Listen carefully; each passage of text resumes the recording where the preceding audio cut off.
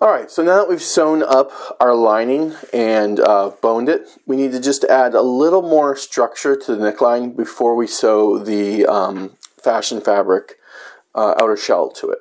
Okay, so this will add a little more structure. What we're about to do will add more structure to the neckline and give a little more support and help hide the shadow of the boning from coming through the fashion fabric right where it will need it most. Okay, so right here I have my interfacing. This is medium weight hair form, and it's a woven. It's what I used in the to interface the fashion fabric with on this. Okay, so we're going to cut 3-inch wide bias strips of this. Okay, and what we want you to do is cut enough to go around our entire neckline in sections. Okay, so basically what I'm going to do, because I have a sweetheart neckline, meaning that center front, it kind of curves in, and then it curves around the bust part of the neckline and into side seam. So I need two sections that can go from center front to side seam, and then 2 sections that go from side seam to center back. Okay, because my neckline is a sweetheart neckline, I need the 2 sections in the front just so I can get the curvature that I need. But if it was just kind of a straight neckline from side seam around center front to side seam, I would just need 1 long strip. Okay, and you'll see what I'm talking about when I start applying it. All right, so let's go ahead and cut 3-inch wide bias strips.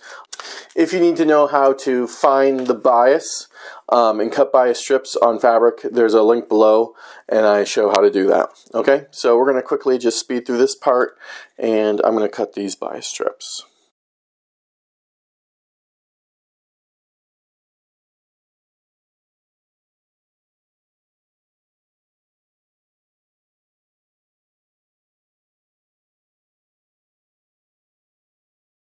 Okay, so we have our bias strips. All right, I know I said earlier I need 4 sections, and these are going to end up cutting as I apply them to the bodice. But for now, I'm just going to leave them together like this. So the next thing I'm going to do is I'm going to prep these to apply to our bodice. So I'm going to stay stitch the bottom edge of each of these at 1/4 inch. So let's go ahead and do that with the sewing machine. All right, we're at the sewing machine. Let's go ahead and stay stitch these at the bottom edge. We're going to do 1/4 inch.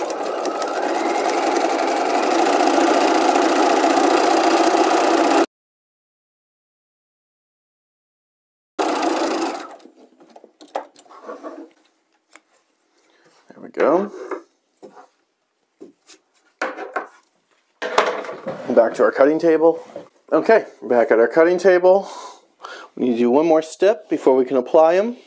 Alright, so what we want to do now is right where our stay stitching is, okay, that's going to be a guide for us. We're going to pink these right at that edge, just to clean it up, make it nice. And again, we don't want to cut through that stitching we just made, that's just our guide.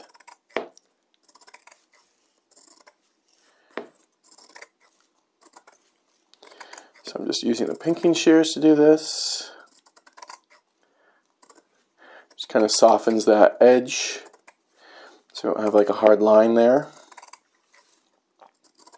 And reduces the chances of it showing through the fashion fabric. Alright, so both of these have now been pinked on that bottom edge using that stay stitching as a guideline. Alright, so now we're ready to start applying these to the neckline of our lining. Okay, so let's go ahead and put the lining on the dress form and we'll start applying these.